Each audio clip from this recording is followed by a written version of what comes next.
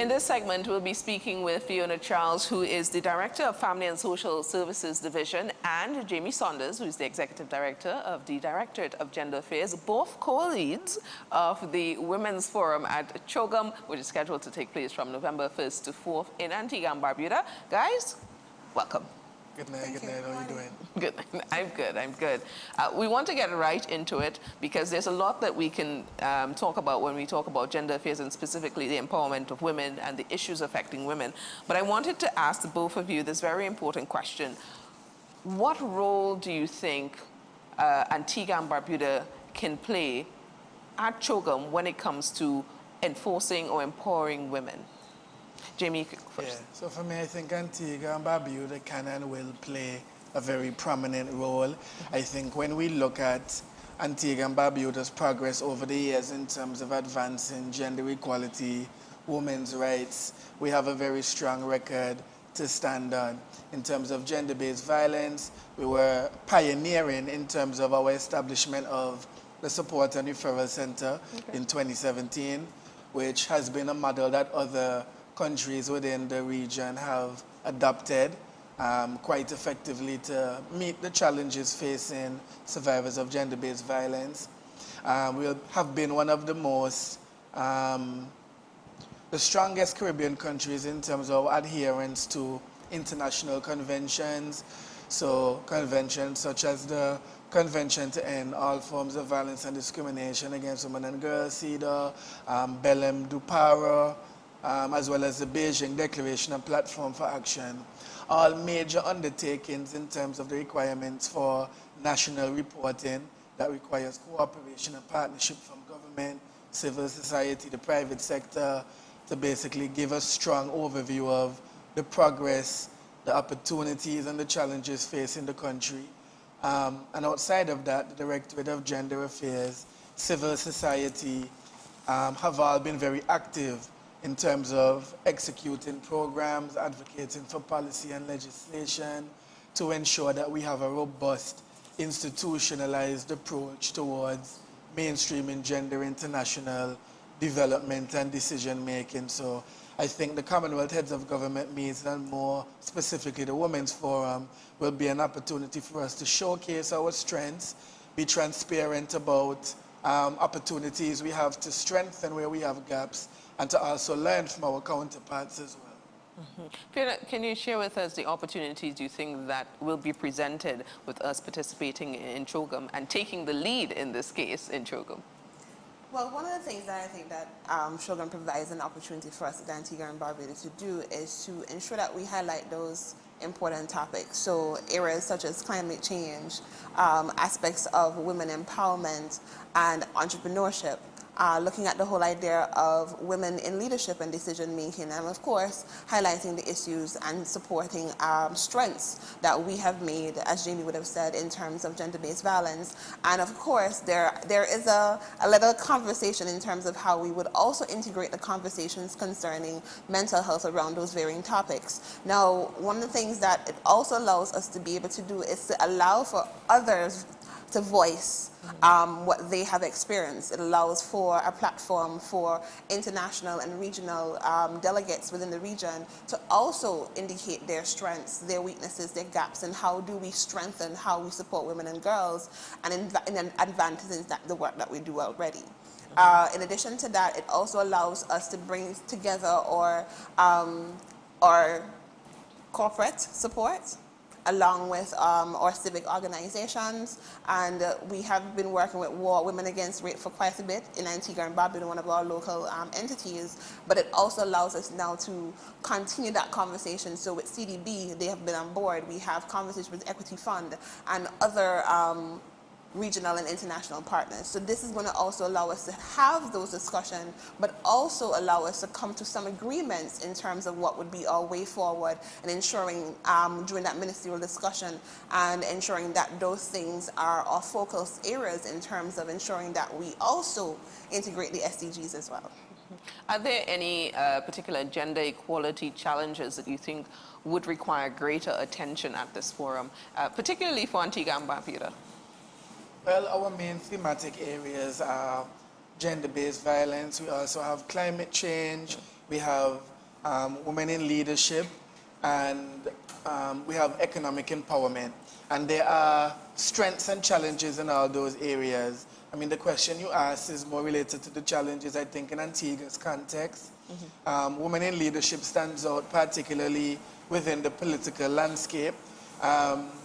We see a good, we see some improvements in terms of the Senate makeup. However, in the House of Representatives, in the lower house, we still see disproportionate representation and a need for more women to come forward, be put forward, and to be elected so that we have more diverse and equitable representation at that level. I believe in terms of the issue of climate change and environmental matters, there's still a huge misconception and lack of understanding in terms of what are the linkages between gender and women and climate change. Because some people are of the view that if you get a hurricane, if there's a tsunami, if there's drought, it affects men, women, young people, persons with disability, all the same. But that isn't the case. From a foundational level, in terms of communication, things like early warning systems, young people interpret messages different than older persons.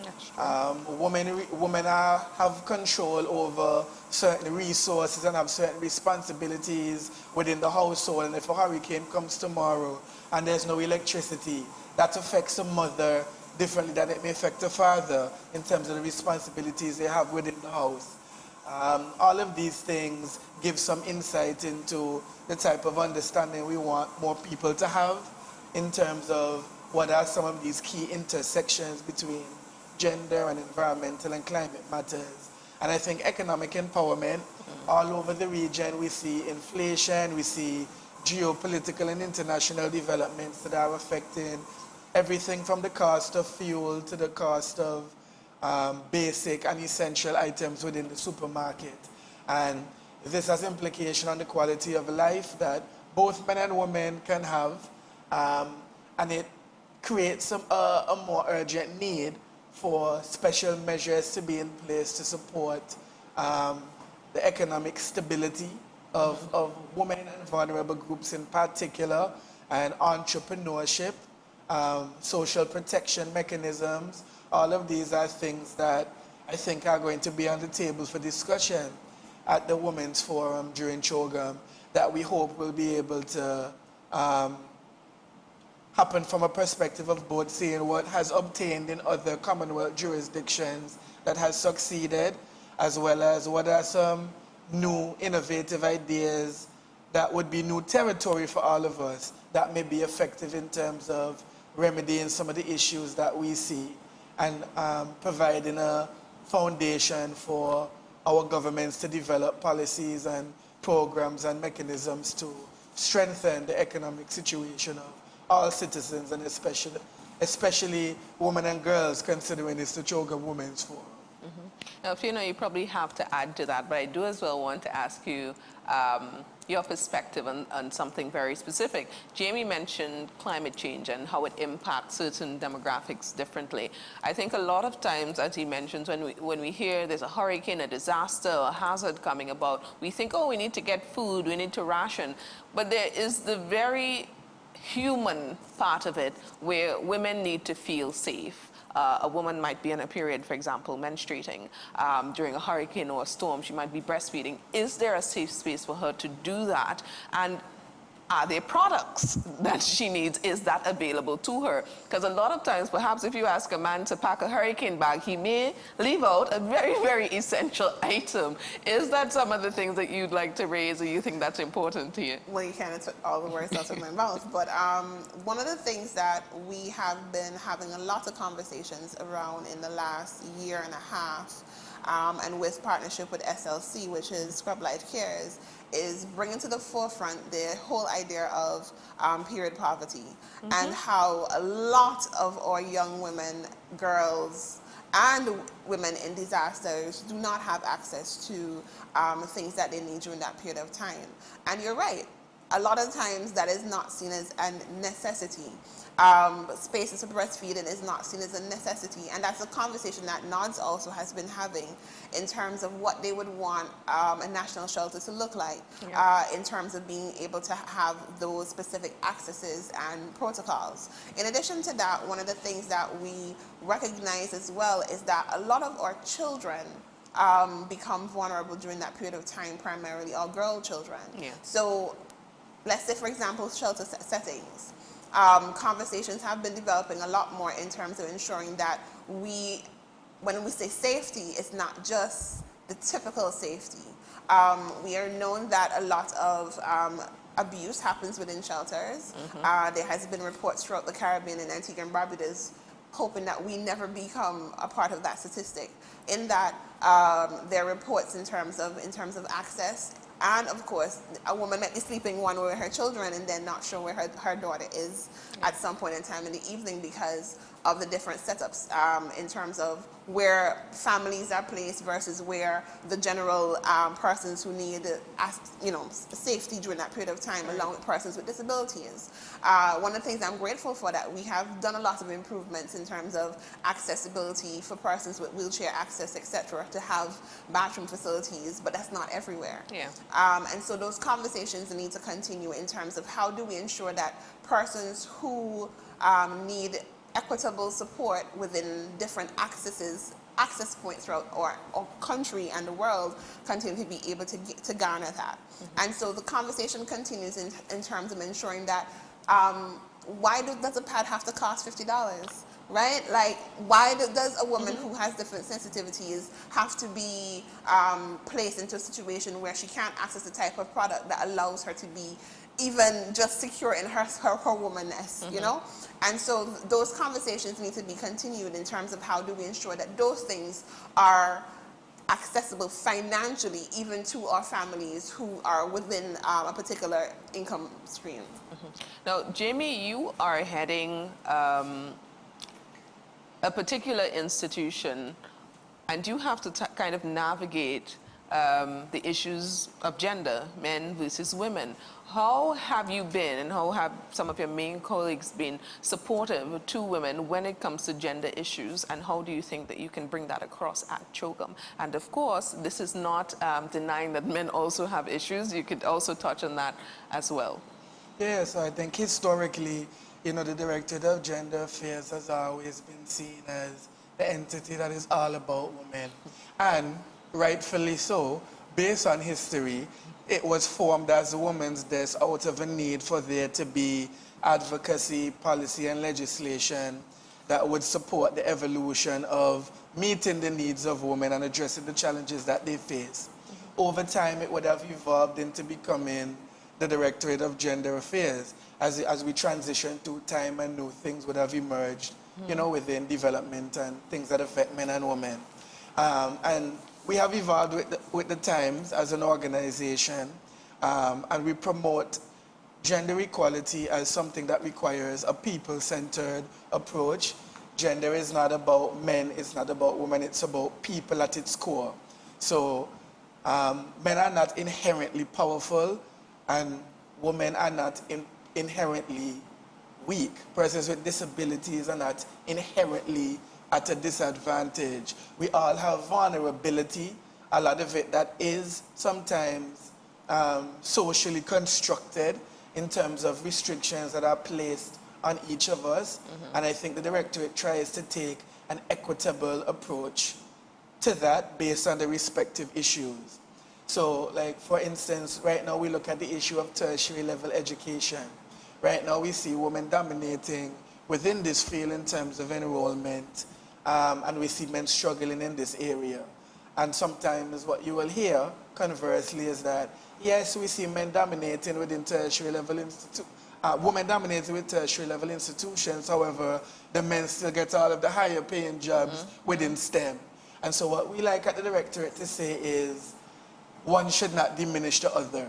We can say that we have more women dominated in tertiary level institutions, and we need to examine why more men and boys are not taking up the educational studies at that level. And we can also acknowledge that we need to examine why we don't have more women within these STEM and higher paying fields, what's causing that glass ceiling after they leave the tertiary institutions. And so we continue to try to advocate to move away from the tribalistic men versus woman thing, and to understand that empathy and understanding and collaboration has to be at the root of achieving these sustainable development goals, achieving gender equality, and ensuring that our sons, our daughters, our brothers and sisters can all benefit from gender equality. And this will definitely be the approach that we are pushing at the Women's Forum, because ultimately, women's rights are also things that benefit us as a society in general. Now, Fiona, you sit at the other end, being a woman as part of gender issues or gender roles. Do you feel the support from men, and how else, if any, can either men or women contribute to closing that gap in gender disparity? Oh boy, you're putting me on the spot. Okay, so very often we're often classified as being emotional when we raise our voice, when we say a point, when we feel passionate about something. We are often classified as emotional. And a lot of times it is used as a way to disenfranchise us from a lot of spaces, because she's just going to be emotional about that. Or there are topics that persons don't necessarily want to have because, that somehow, a woman's response is somehow going to be different. And a lot of times in a lot of our spaces, that is exactly what we're told.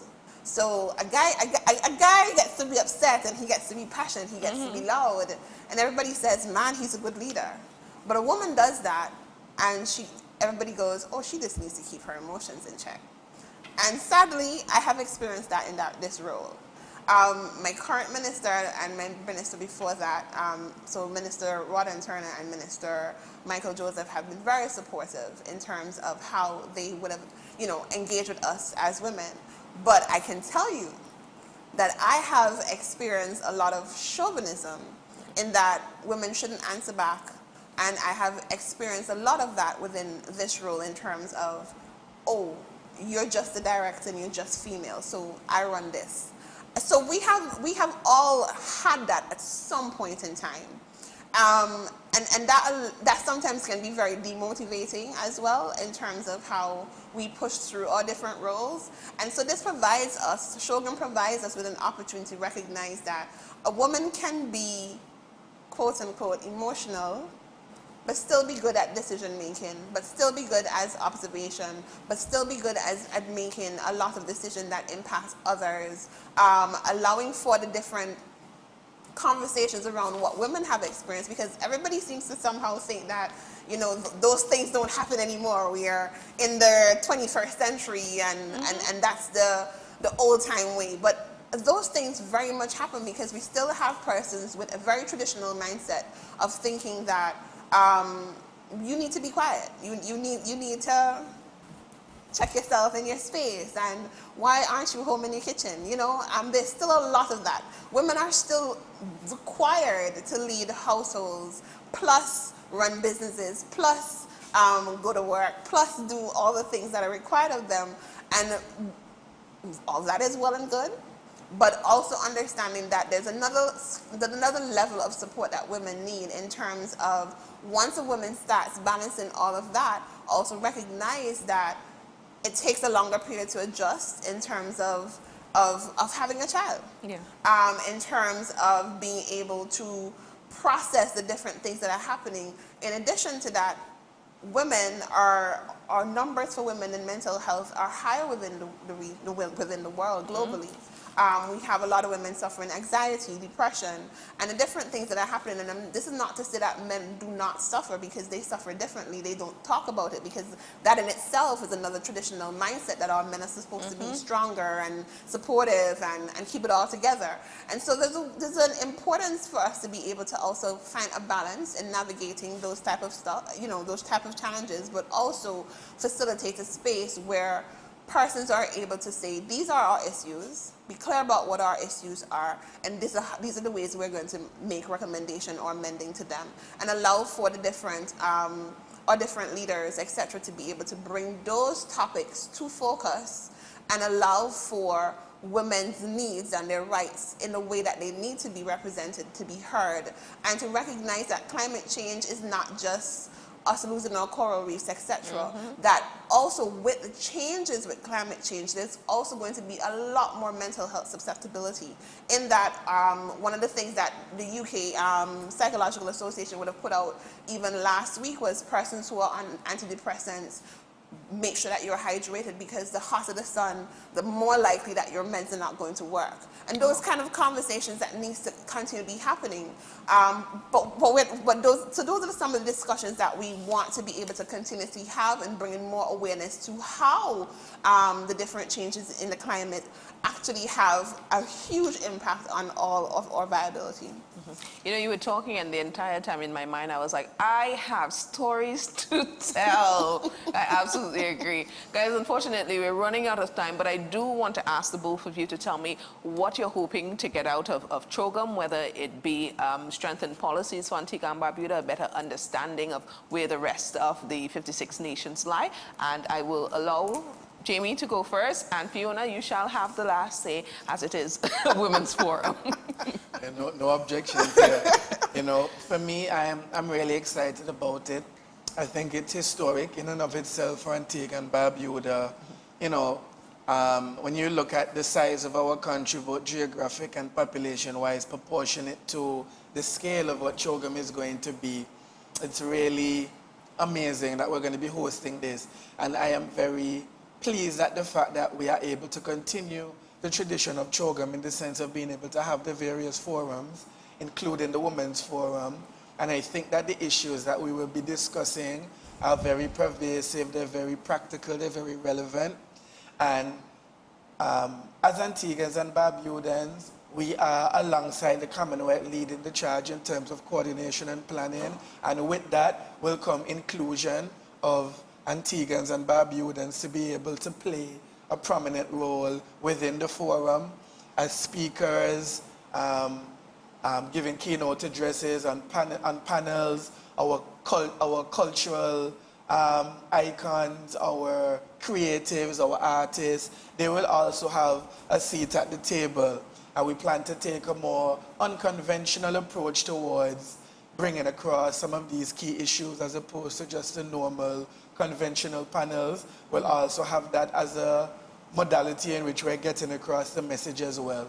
And so I think it's going to be very meaningful, it's going to be very powerful. We also hope to have 1 or 2 pre-consultations, and that will also give persons an opportunity who maybe won't get a chance to be in the room in November to still have their voice be heard as well. So I just encourage persons who are interested, women who are interested, to sign up. And you know, once you're accredited and can attend, to make the most of it and to trust that it will be a high quality product and a very important gathering that hopefully will actually lead to some institutional policy and legislative changes down the line as well. Thank you. Fiona?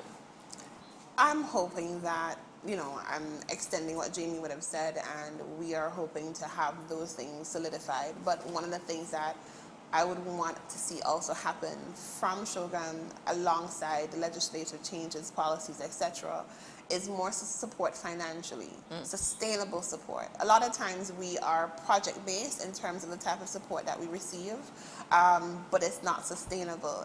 It's very short-lived. It's 1 year or 2 year, and that's the end of that. And then we have to now go and find other funding opportunities. So one of the things that I'm hoping that we get out of CHOGM is a lot more sustainable funding. I know a lot of times Antigua is seen as a high economic country, and it limits our capacity in terms of being able to access certain types of funding opportunities. And so I'm hoping out of CHOGM that we're able to build better partnerships and better networks and conversations around the support for funding and funding opportunities for areas for girls and women.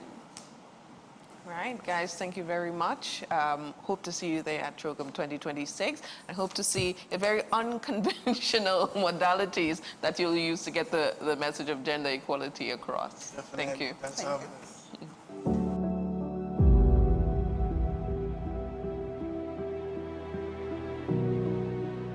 As Antigua and Barbuda prepares to host the Commonwealth Heads of Government meeting this November, there are a lot of important conversations that are taking place beyond the Leaders' Summit.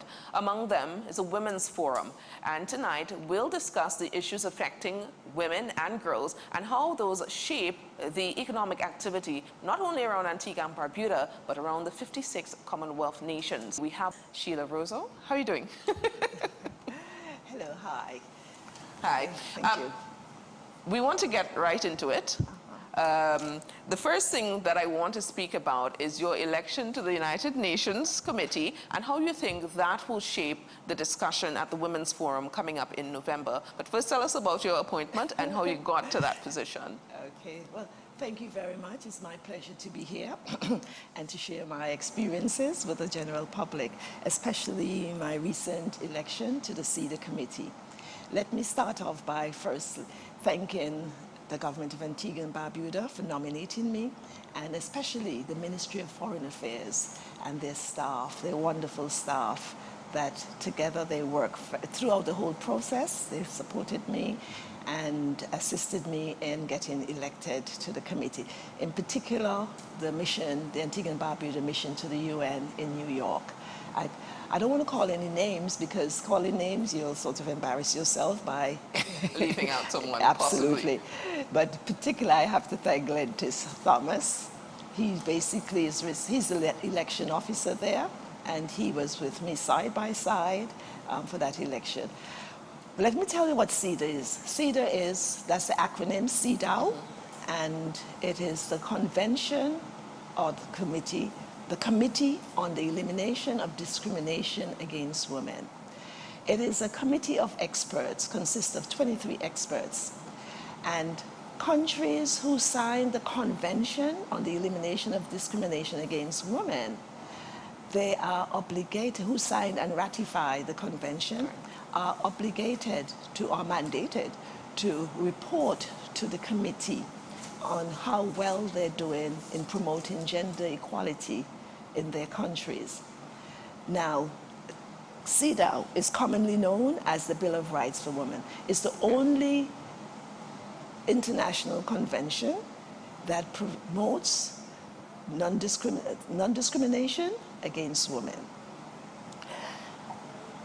This committee of experts are elected to monitor and review those reports. As I said, they're obligated to report to the convention, to the committee on a regular basis.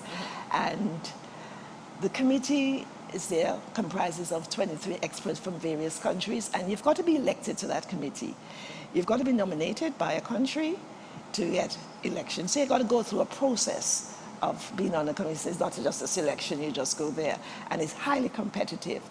In this regard, for me, there were 12 seats, and there were 20 of us going for those 12 seats, so you can imagine. So it's not just sitting there and expecting to be elected. You've got to go and do some hard work, campaigning, show you are. And I don't think I was just elected my name, because nobody knew me in terms of who is Sheila Rosso. The ambassadors that I met at the UN, some of them are very new to me. In fact, I can't remember, I don't think I remember any of them, meeting any of them before. But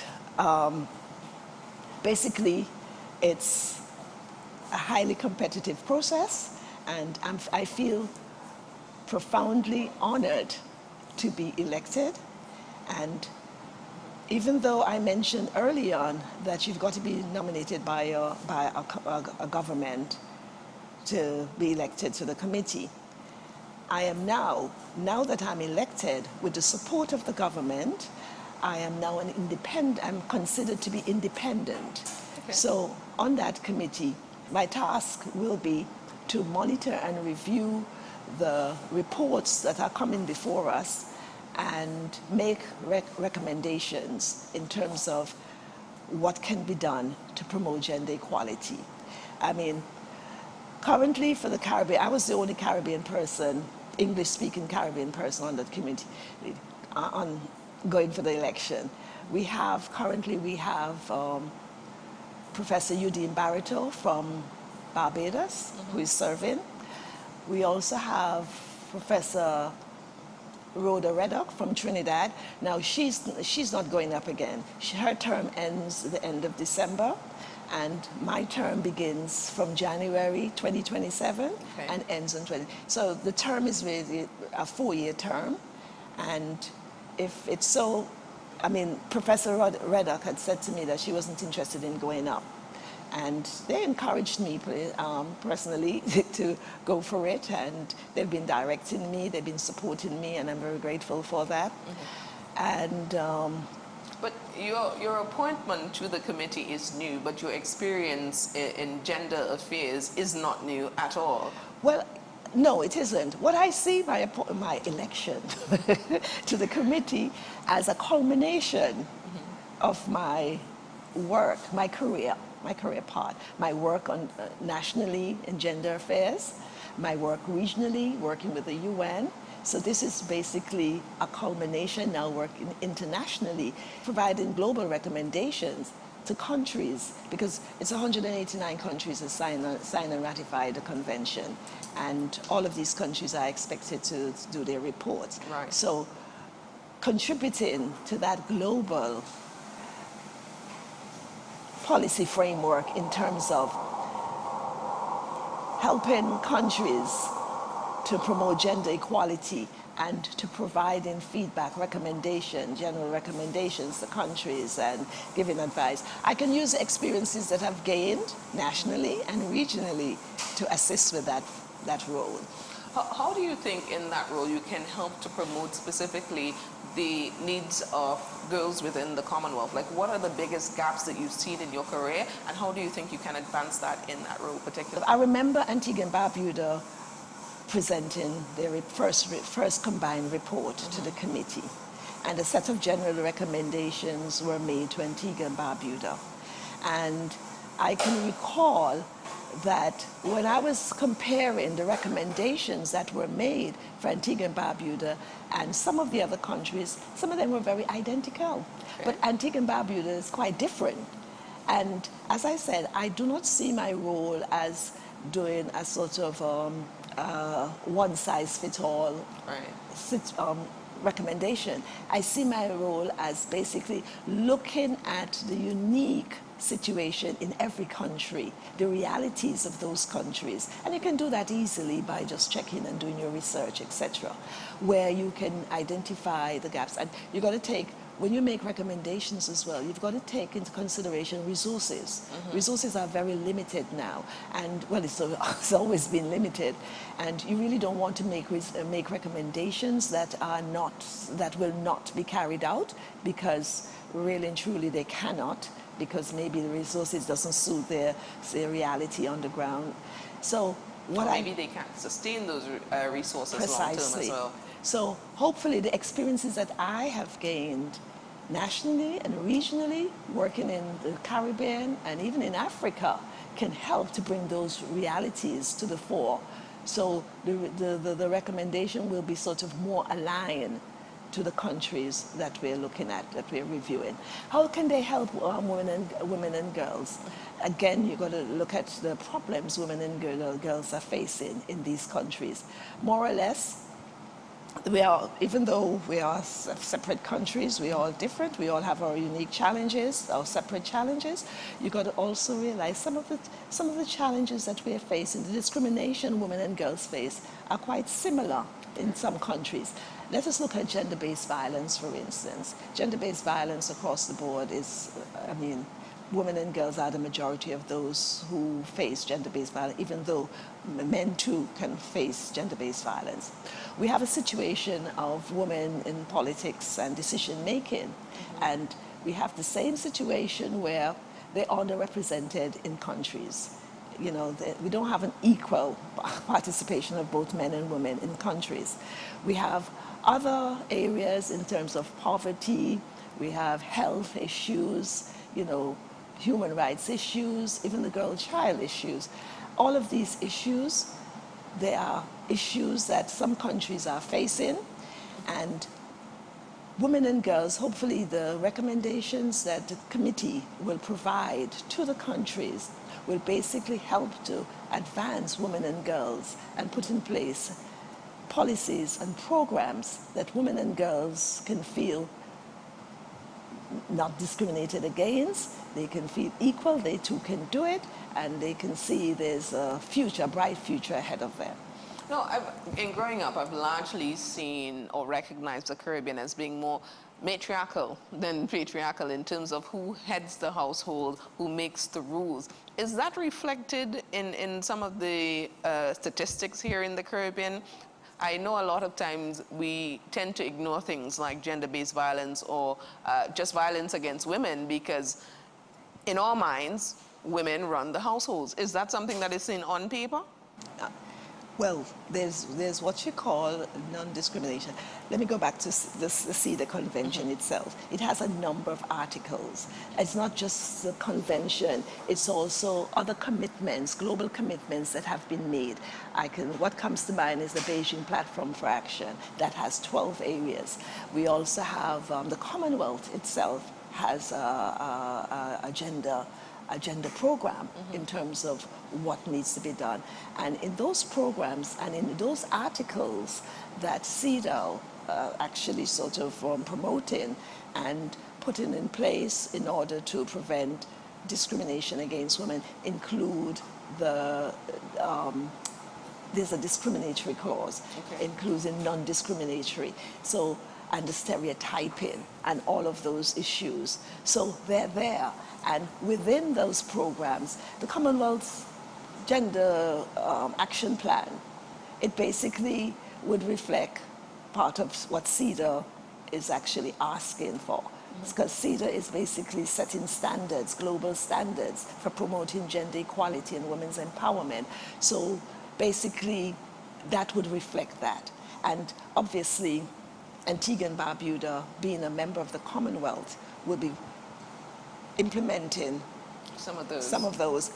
Use not all will. I remember when I was at the Gender Affairs, I was executive director of Gender Affairs for a number of years. I remember we had the Commonwealth Plan, we had the OAS, what you call the Inter-American Commission of Women Plan, we had the Beijing Plan, we had a number of different programs. But what we did, basically, we know what our issues are, and our issues, we actually prioritize our issues based on these plans. So for instance, one of the main one was the gender-based violence. Another one was promoting women political participation. There is another one in terms of women's health. You know, there's quite a number of those issues that will be part of the program that the Commonwealth will be promoting, and also will be, you know, relates to the convention that the governments are obligated, are mandated legally, obligated to promote. Now, once you've reviewed these reports, I take it that the committee then makes recommendations. Do some of these recommendations include changes in policy or legislation at any point? Yes. Or will they, I should say, because you don't start until January. It could be. The recommendations are only made where there are gaps. Okay. When you review the reports, you'll find that the countries are doing a lot of good work, and you want to build on that. You really don't want to ignore that. So you highlight all the areas that they're working on, and I remember when we reported for Antigua and Barbuda, and that was in, I can't remember the year, it was so long ago, but they when I say recent as 2019, reported their combined 4th to 8th report. Where there's a gap, I was giving you an example about Antigua and Barbuda and the recommendations. At the time, we didn't have a woman elected into Parliament. And they saw that as a big gap. We've never had a woman elected. You have a Speaker of the House who is a female, you have a President of the Senate at the time who's a female, and you've never had an elected woman. And one of those recommendations, because that was seen as a big gap. So one of those recommendations was to ensure that well, it's put in a diplomatic way, really, in terms of put in place programs or policies to promote equal representation of women in politics and decision making. At that time, the Beijing Platform for Action also called for 30% of women in politics and decision making. So the benchmark was 30% at that time. So it's now 50% because we have countries like Rwanda, and even Namibia having 50 and more percentage of women in politics and decision making. And we had to immediately put in place something in order to carry out those recommendations. It became now a program of action for us. And we started that lobbying, that advocacy, and we did a program, and hence this is when the Caribbean Institute of Women in Leadership was formed. And that was done with the support of the Commonwealth, the Gender Affairs Division. They too, within their program, they too were calling for 30% of women in policy decision making. So they were able to give us that support, and it felt necessary because Antigua wasn't alone in not having a woman elected into parliament. There are other countries in a similar situation. So we started that whole process, and there we started an organization called the Caribbean Institute of Women in Leadership, and we had a program promoting women's political participation. And after the start of that program, we had our first woman elected, and that was in 2004, where we had our first woman, female, elected into politics.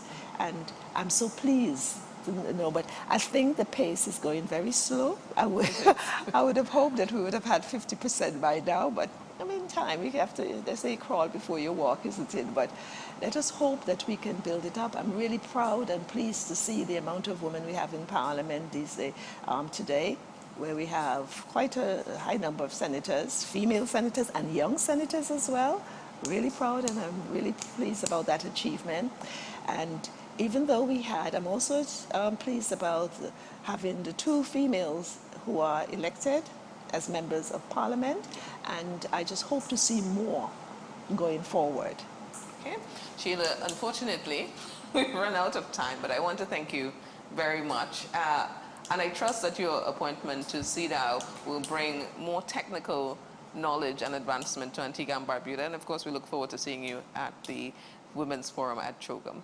Thank you very much, and it is my pleasure to be here. Thank you. Thank you.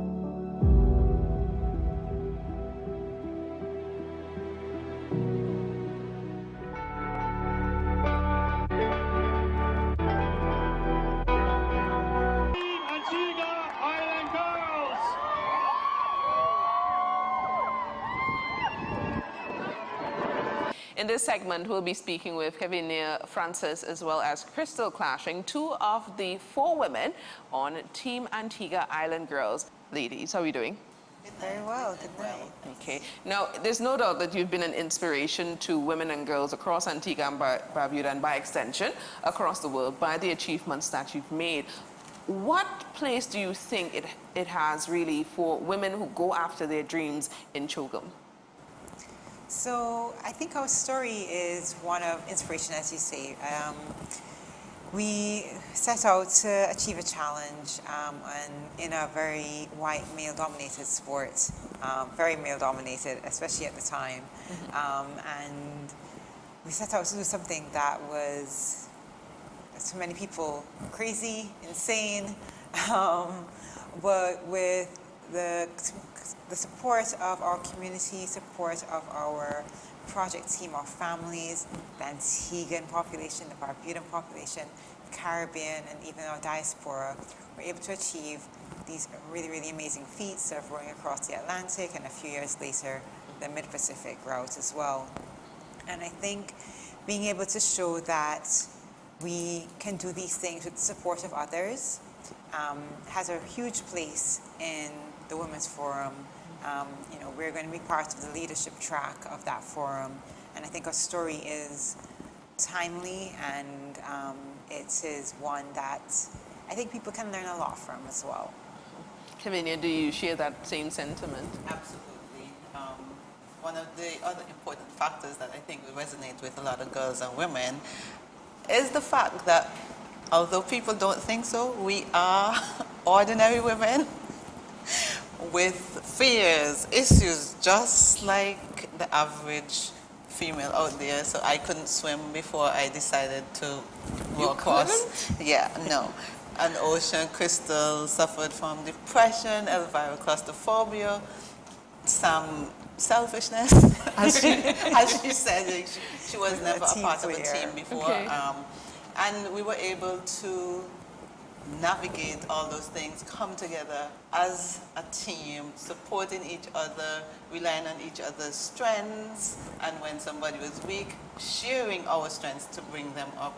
And I think that's an important message for everybody, everywhere, girls, women, that think that their fears define them, their issues define them. And so I think our story shows them that in spite of your fears, you can accomplish something great, something extraordinary.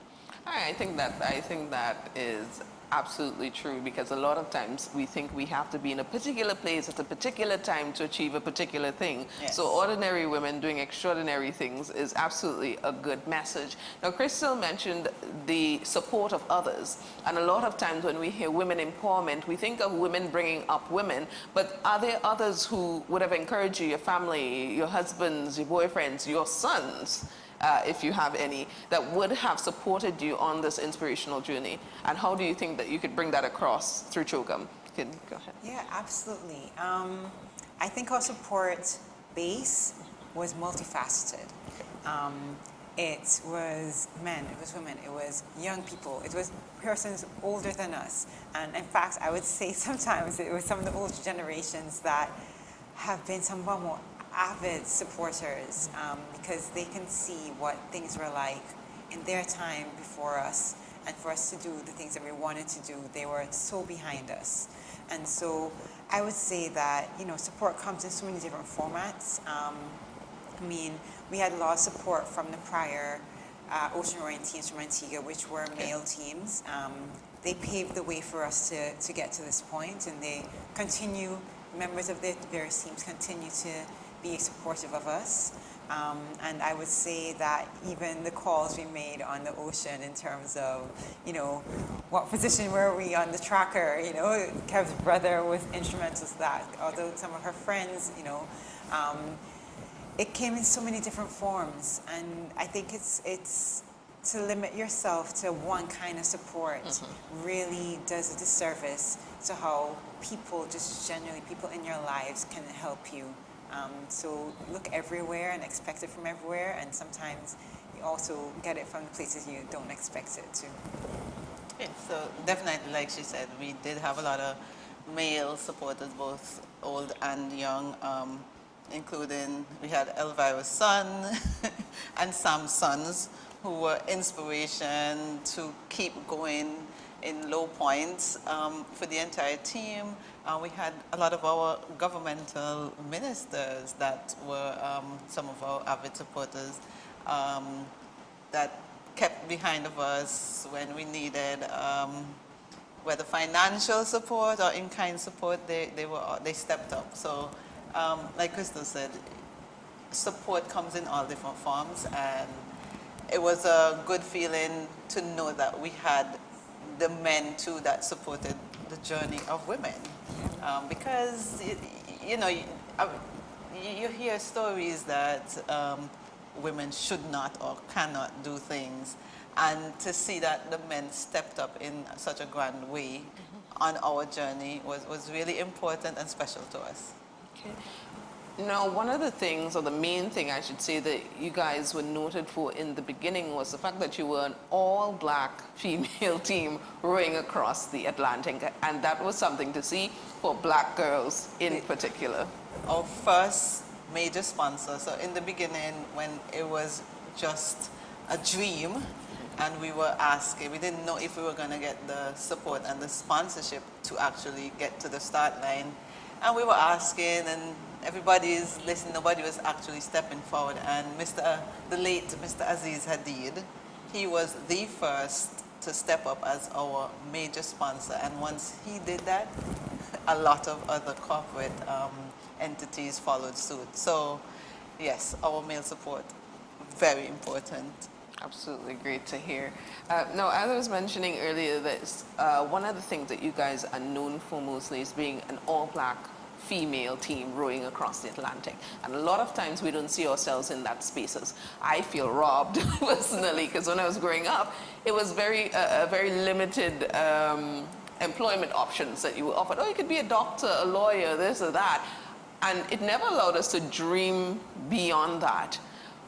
Did you think you carried that message across the Atlantic back into Antigua and Barbuda, and now is it a message that you can carry across the Commonwealth? Yes, sure. Just even thinking about it gives me goosebumps, to be honest. Yes, I think representation and seeing yourself in spaces is very, very powerful, for sure. And I think one of the beautiful things about our message is, yes, representation matters, but two, when you don't see representation, it doesn't mean that you don't go for it. In fact, it means you should go for it, because you will be an inspiration for somebody else who really, really needs to see themselves represented in a particular space. And so don't wait to see yourselves represented. Be the representation that you need for yourself. That's what I think was important for us, and we never made that a barrier, and I think we didn't even recognize what we were doing and how we were so iconic in a sense because of this, until much, much later into our journey of preparation. And so don't wait. That thought, that very little important detail never even crossed our mind. There was a call put out for women to do this, and we had absolutely no idea that other black women hadn't done this at the time.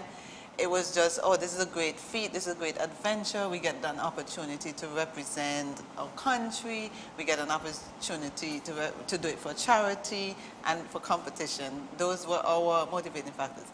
In starting the preparation for the journey, we learned that, what are y'all doing? No black women have done this before. Do you know this is a part of the slave trade route?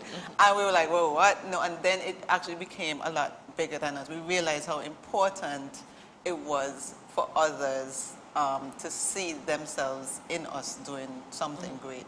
So I think if you have a dream, regardless of what it looks like, pursue it. And in that process, you might be the representation somebody requires to go forward. How did you guys meet, like all four of you? How did you meet? Because you explained earlier a very strange combination of personalities or feelings. How did you guys get together? So after Antigua's second team arrived back into Nelson's Dockyard, and this was in 2018, yes, the January of 2018. Big deal for the country, big deal. And a call was put out for a female team. And I would say about 15 women answered that call. Now, we thought this was going to be for the December 2019 race start. And it quickly got changed to December 2018 race start. So you think about this, you know, the call goes out in like maybe February of 2018 to get ready for December of 2018 of the same year. No one knowing how to row at all, never touched oars before. And so that acceleration of timeline also wasn't conducive for some people's schedules. So it kind of just whittled down to a final five. And I don't know if you recall Janella King. She was our alternate, and she did all the training with us, everything. She came up to La Gomera in the Canary Islands with us, which is really, really special. But we really didn't know each other all that well as a group, per se. Kevin and Elvira are cousins, and so they grew up together. I knew Kevin and Elvira from a distance, in a sense, because we moved in similar church and sports circles, but there was definitely an age gap as well there. And then Samara, we definitely did not know Samara beforehand, and Samara is the life of our party now. And so,